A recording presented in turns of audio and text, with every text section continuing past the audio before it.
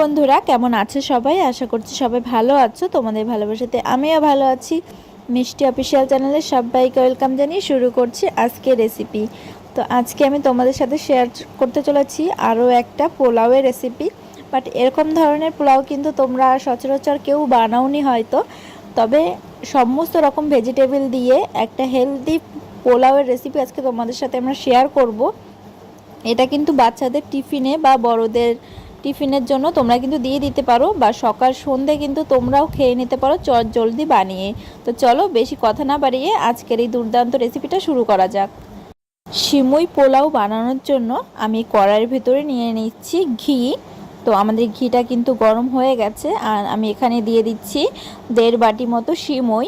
তো সিমইটা এরকম ঝুড়ো ঝুড়ো করে নিয়েছি আমি।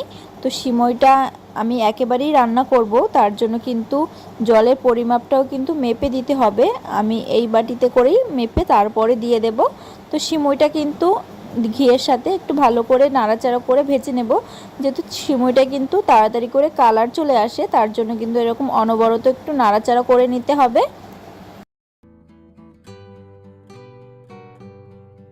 তো সিমইটা কিন্তু আমাদের ভাজা হয়ে গেছে।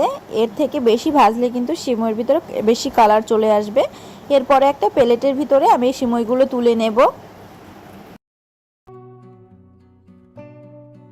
এটাকে আমি প্লেটে তুলে নিয়েছি, আর এটা আবার সাইডে সরিয়ে নিচ্ছি। এবার আমি কড়াইয়ের ভিতরে দিয়ে দিচ্ছি অল্প কিছুটা সাদা তেল। তা গরম হয়ে গেছে। এবার এই তেলের ভিতরে দিয়ে দিচ্ছি 1 মুঠো মতো বাদাম। বাদামটাই তেলের সাথে খুব ভালো করে একবার ভেজে নিতে হবে। মিনিট সময় নিয়ে আমি বাদামটা ভেজে নিয়েছি। এরপরে আমি এখানে অ্যাড করে দিচ্ছি কাজু বাদাম। কাজু বাদামটা যদি তোমাদের ভালো না লাগে তাহলে কিন্তু তোমরা স্কিপ করে যেতে পারো। কাজু বাদাম কিন্তু ভাজতে বেশি সময় লাগে না, তার আগেই আমি তার জন্য বাদামটা ভেজে নিয়েছি। কাজু আর বাদামগুলো কিন্তু আমাদের ভাজা হয়ে গেছে। এরপরে আমি এগুলোকে এখান থেকে তুলে নিচ্ছি।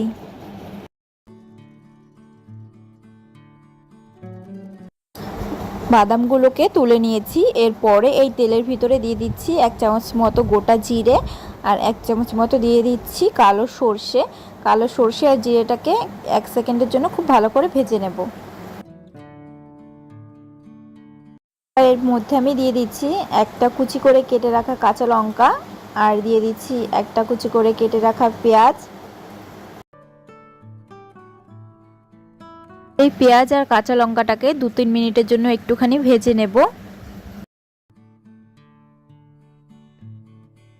আমি পেঁয়াজটাকে ভেজে নিয়েছি। এখানে পেঁয়াজের বেশি কালার চেঞ্জ করে ভাজার কোনো দরকার হবে না। তো এরপরে আমি এখানে অ্যাড করে দিচ্ছি গাজর, যেটা আমি ছোট ছোট পিস করে কেটে নিয়েছি, আর দিয়ে দিচ্ছি 3-4টের মতো বিনস, যেটাও আমি ছোট ছোট পিস করে কেটে নিয়েছি। এরপরে এই গাজর বিনসটাকে খুব ভালো করে তেলের সাথে ভালো করে ভেজে নেব 2-3 মিনিটের জন্য, একদম লো টু মিডিয়াম আছে।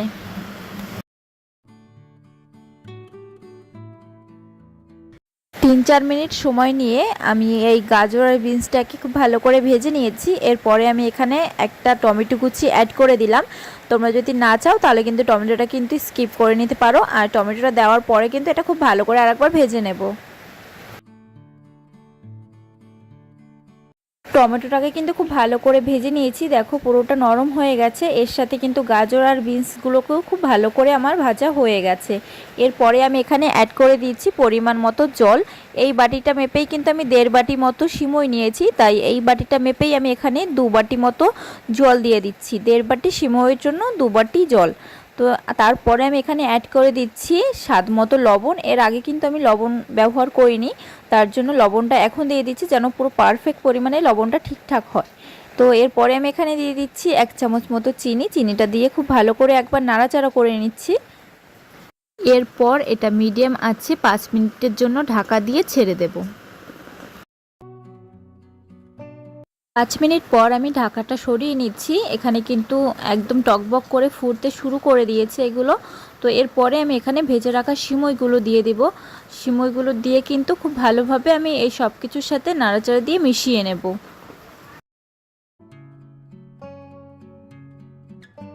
আমি এগুলো নাড়াচাড়া দিয়ে সিমইটার সাথে ভালোভাবে মিশিয়ে দিয়েছি। এরপরে ঢাকা লাগিয়ে 5 দিয়ে 6 মিনিটের জন্য ওয়েট করব। তো এখানে মোট সময় লেগেছে 5 থেকে 6 মিনিট। আর আমাদের সিমইটা কিন্তু একদম তৈরি হয়ে গেছে। দেখো জলটা পুরোটাই কিন্তু টেনে গেছে। এরপরে কিন্তু আমি একটুখানি এরকম নাড়াচাড়া দিয়ে সিমইটাকে আরেকটুখানি জাল করে নেব, যাতে সিমইটা একটু ঝরঝরে হয়ে যায়।